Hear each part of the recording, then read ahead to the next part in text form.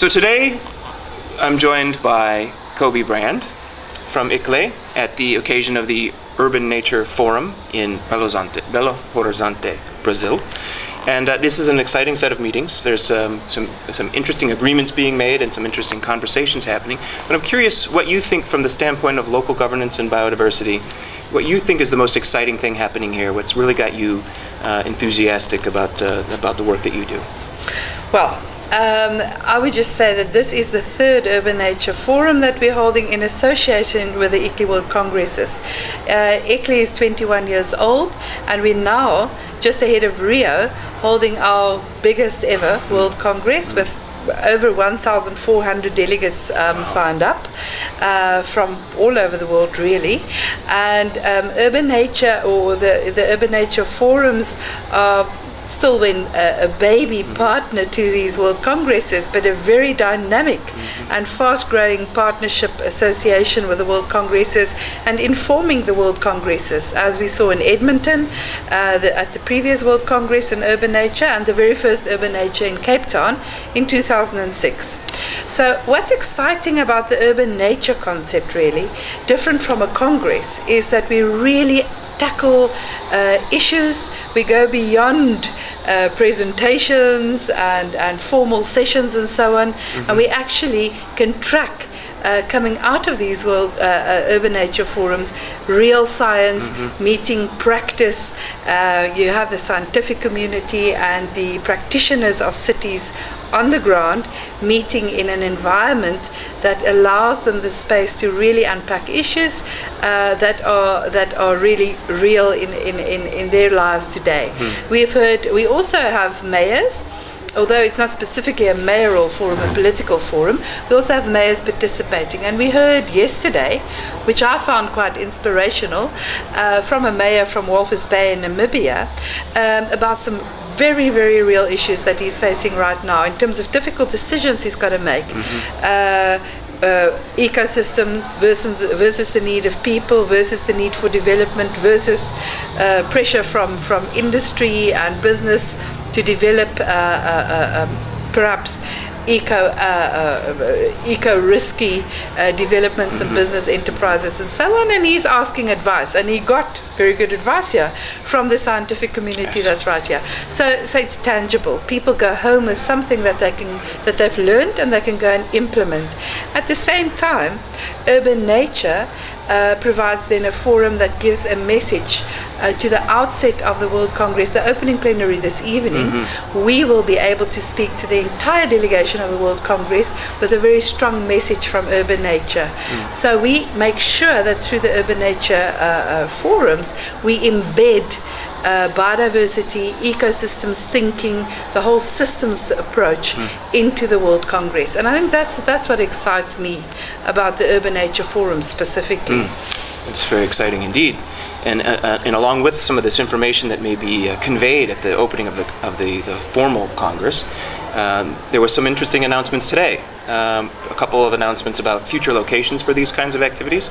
And of course there was the announcement about Urbis, the Urbis initiative. Would you care to speak a little bit about Urbis as far as maybe what it is and what you think its future is and how it relates to this larger conversation? Well, today was historic indeed. I think we're still counting, but there were over 30 Urbis new network members that signed up today. In the presence of our ICLEI president and also the executive secretary of the Convention on Biological Diversity, Braulio Diaz. Fantastic. And also Professor Thomas Almquist, of course, who's very close to Urbis and who's been close to Urbis for many years. What Urbis has evolved into over the years is this interface mechanism for science and practice to learn and shape and connect and so on, to enable that very critically needed paradigm shift to drive action and innovation. And we know that happens best at the city level, at the local level, where we always say with the rubber hits the road type of thing. And so Urbis provides that platform. It's an urban biosphere type of initiative that links in very, very innovative ways through dialogues, through case studies, through peer-reviewed scientific documents and papers and so on, this innovation that is coming out. And I was just having lunch with Braulio Diaz and Thomas, and one of the interesting things that came out there was the need for data, downscaled, verifiable data and indicators that can directly relate to the Aichi Nagoya targets. And we find that URBIS could be the vehicle to put systems in place and put the mechanisms in place for such targets or mechanisms for measuring such targets into the future. So that's what really is exciting and innovative about URBIS. It was indeed a historic moment watching those various politicians and representatives of municipalities come up and sign, and hopefully we'll see more of that as these meetings go on. Sure. What is the implication of those kinds of activities for local governments, and maybe even developing indicators for meeting these targets, IT targets and others, for the larger meeting that we're running up to now, Rio Plus 20? What is in your mind from the standpoint of ICLEI and from the standpoint of urban sustainability and urban biodiversity as we move towards Rio Plus 20? Well, look, I mean, I think we've seen over the last 20 years since we as ICLEI and partners mobilized Local Agenda 21, a tremendous global shift in thinking by various role players, indeed cities themselves, but also national governments, the business sector, so many other role players, all the major groups recognized by the United Nations, that cities need to be central to any solution or any implementation of any deal that is reached. Already we see that cities are spearheading and moving a lot faster than national governments when it comes to implementation of the Rio Conventions in many ways, particularly the Climate Convention, where we already have an MRV mechanism through our global climate registry for cities to report on measurable, verifiable indicator commitments, political commitments and indicators for reaching those targets. And we feel that this URBIS initiative that was started today could be the start of a process where we could link the Cities Biodiversity Index, the Global Biodiversity Information Facility, GBIF, and all those mechanisms closer to becoming a mechanism or mechanisms that complement each other and complement national processes in terms of reporting on these targets.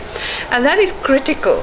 So whatever deal is made in Rio need to ensure that we can measure on the ground, that we can measure the implementation happening at that level.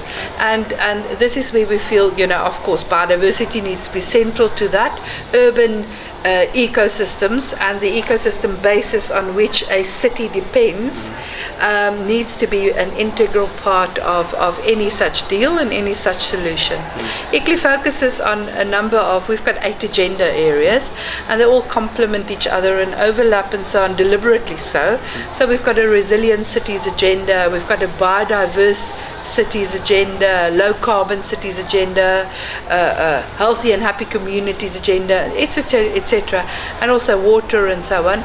But the critical thing that we're focusing on now is how can we measure the impact of collective action taken by cities. They take it locally, but at a global level, it can actually turn national targets around, and it can actually implement global mechanisms. So it's pivotal that cities are there in Rio, and it's also pivotal that we look at the ecosystem approach as part of that solution in Rio. Well, it's pivotal that ICLEI is involved in all these things and helping this message move towards Rio Plus 20. And so I thank you very much, Kobie, for the work that you do and for sharing your expertise and experience with us today. And I wish you the best in Rio. Thank you very, very much. Thank you. It's a pleasure.